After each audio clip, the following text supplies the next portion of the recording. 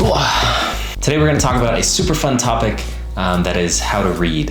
We're going to talk about how to read because I'm assuming most of you already know how to read because you're here on YouTube, but we are going to talk about a bunch of things related to reading, some different reading strategies, how to overcome maybe some obstacles you might be having, why you should read, and a whole bunch of other fun stuff like that. So to lay out our little agenda, first up is why should you read? Why should you even care about reading at all? Why should you want to read?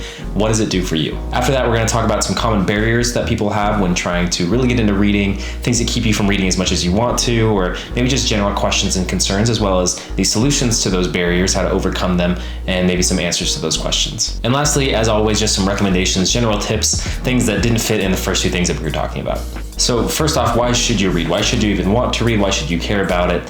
What would compel you to read more and why? There are a lot of really significant benefits that you can get from reading. Granted, I'm not a scientist, I haven't done this research myself, but I will try and cite my sources as best as I can in the comments below. So first off, there's a lot of these kind of hard skill benefits that people are looking for when it comes to reading. What I mean by that is studies have found a correlation between the more time you spend reading, oftentimes the better performing you are in academics. So that can be school, that can just like grades, general grades and stuff like that. That can be standardized test scores. But they have found that there is a correlation between how much you're reading and how well you perform at those. And if you started reading at a young age, how indicative that is of your performance in the future and things like that. On top of that, there are some soft skills that come with reading. So for example, those who read, for example, literary fiction books where you're getting to meet new characters and you're learning their stories and you're seeing the behind the scenes of the action and stuff like that, they found that people that read those books more frequently often have an easier time empathizing with others. It's also been cited that reading reduces stress. I think that if you get really sleepy when you read, I think this is kind of a testament to that. It reduces stress to the point that you just want to pass out. And to top it all off, this is more of an opinion than anything, but I think this is just a way more wholesome form of entertainment than scrolling. So I hope that makes it clear that there are a lot of benefits and a lot of great things that come from investing your time in reading as opposed to other forms of entertainment like being on your phone or watching TV and things like that. And I'm not saying that I only read and I'm never on my phone, I never watch TV, I never watch YouTube. I do lots of those things pretty frequently, but I do try to at least maintain a healthy level of reading in my day-to-day living. Next up, I want to address some of the common concerns or barriers that people have when they start reading. So the first one is it's difficult. It's very hard on your brain.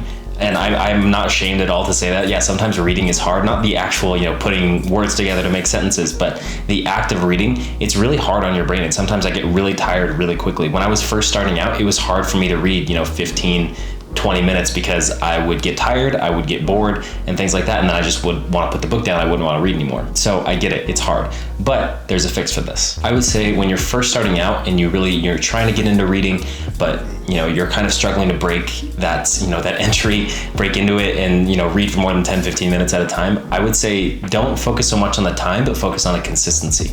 So if you really want to start reading more, but you're struggling to, focus for long durations of time, then make sure that you're breaking it up. I've talked about the Pomodoro method before when it comes to, focusing on a task. You can actually apply that into reading as well. If you find that you're struggling to keep your focus on your book at all times and you really want to, scroll on the phone or something like that just to distract you, what you can do is set your timer, read for 10 minutes, 15 minutes, about as long as you can go without breaking focus, and then take a 5-minute break. Go on a walk, don't scroll, but go on a walk or maybe get a snack or something like that. Come back, read for another 15 minutes and just keep repeating that. And I've found that as I do that, it's easier for me to slip into a rhythm, but I still get those breaks that my brain needs because I'm tired and I just, need to take a break for a second. Next up, you feel like you don't like to read. I've definitely felt like that before, and I think it stems from one thing, at least in my experience, it stems from one thing in particular. That is, a lot of us when we were growing up in middle school and high school, or anything else you were doing, you were kind of forced to read whatever the curriculum demanded. And so for a lot of people, that's the quote unquote classics like To Kill a Mockingbird. That's anything that falls in that sort of genre where people appreciate it, but I think it's very hard to make 16 to 18-year-olds appreciate that kind of literature. And so what I found is after high school, I actually did not want to read anything. I hated those books so much and I hated being forced to do these reading reports on them that I just completely lost my desires to read. And so the quick fix is figure out what it is that you like. I remember when I was in elementary school, I loved these books called The Ranger's Apprentice or The Hardy Boys. There were these very specific books that I could just spend hours on, and I loved to read those books.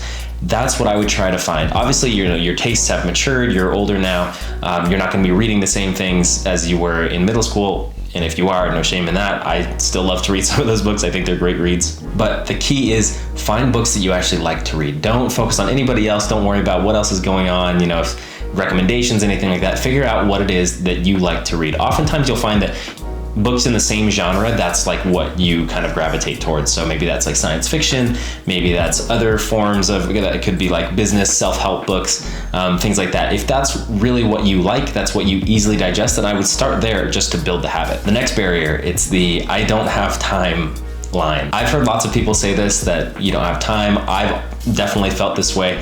And I think, to put it simply, I don't think this is a real barrier for anyone to say that they don't have time.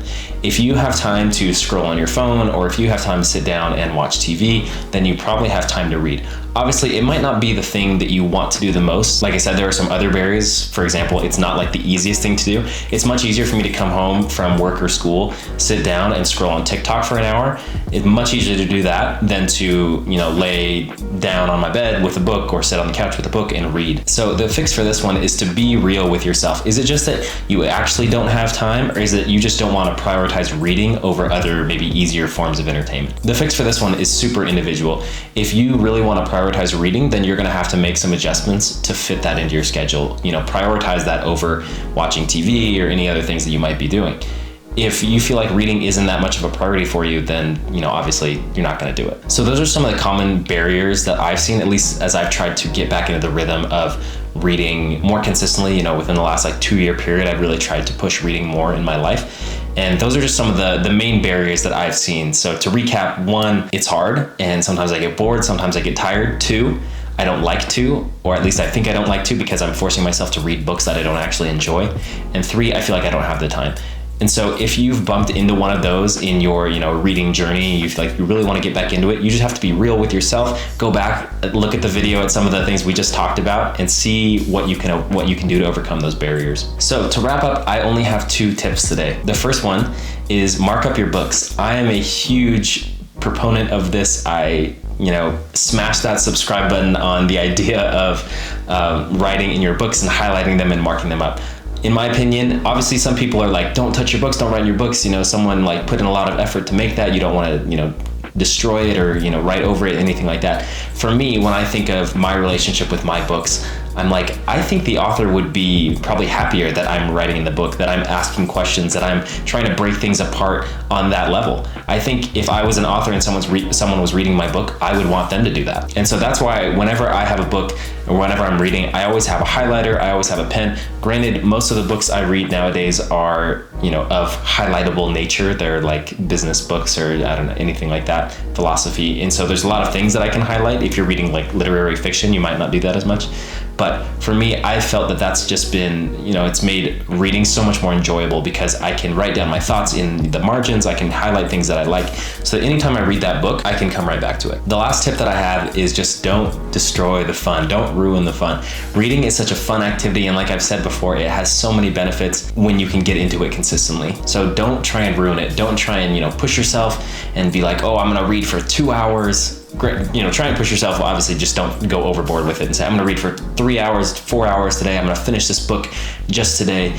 If you've never done something like that before, get into it slowly, start it gradually. Make sure you're reading things that you enjoy. Make sure you're finding time to do it. And I found that has helped me so much as I've really tried, like I said, within the last 2 years to get more back into reading. So I hope that helped. Reading is amazing. I encourage everyone to do it. I encourage you to do it if you're watching this video. And that's it.